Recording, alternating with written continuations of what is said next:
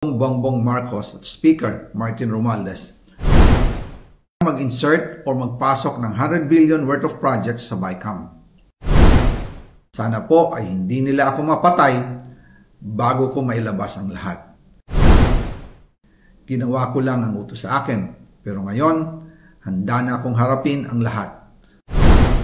Ginagamit ng administrasyon ang buong resources ng bansa para tumahimik ako. That he will shoot me if I will talk. Gagamitin ako bilang panakipbutas sa kanilang kampanya laban sa korupsyon. Hindi na ako mananahimik, ilalabas ko ang lahat ng katotohanan. May resibo, may ebidensya, at may pangalan. Again, I informed the Speaker and asked clearance about the instructions ng Pangulo. At ang sabi niya, wala tayong magagawa. Kaya po nagtataka ako kung bakit sinasabi ni Pangulo na hindi niya makilala ang budget, samantalang lahat na binawas at dinagdag sa mga ahensya ng gobyerno ay humihingi ng approval sa kanya si Sec Mina Pangandaman. Bago namin ginawa o tinapos ni Senator Chis Escudero during the BICAM.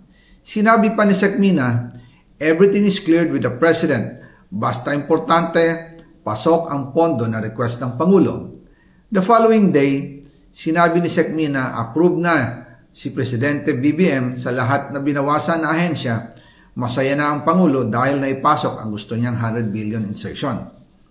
Wala pong perang napunta sa akin. Lahat po ng insertion napunta sa ating Pangulo at Speaker Martin Romualdez. Ako lang at ang aking mga tao, sila Paul Estrada, Mark Tiksay, at ang aking mga security ang nag-deliver papunta sa bahay nila Pangulong Bongbong Marcos at Speaker Martin Romualdez sa North Forbes Park, South Forbes Park hanggang sa Malacanang. Yung mga deliveries po ay merong record ang aking mga tao. Totoo po yung sinasabi ni Orly Gutesa na nag-deliver siya sa Forbes Park. Totoo din po ang sinasabi ni Orly Gutesa na nag-deliver siya sa Malacanang nung siya ay nasa Senado. Para mapatunayan ang mga litrato na deliveries ay ilalabas ko po together with this video.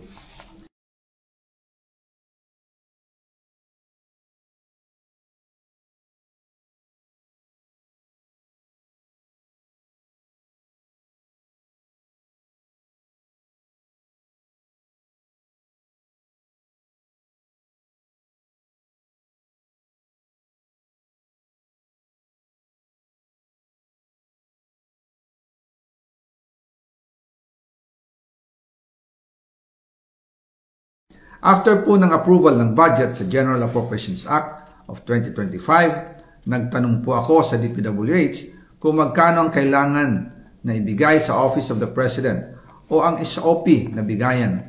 Ang sinagot sa akin ay 25%. Ang ibig sabihin nito, 25% ng 100 billion ang SOP na kailangan ibigay kay BBM mismo. In total, 25 billion ang napunta kay Pangulong Bongbong Marcos.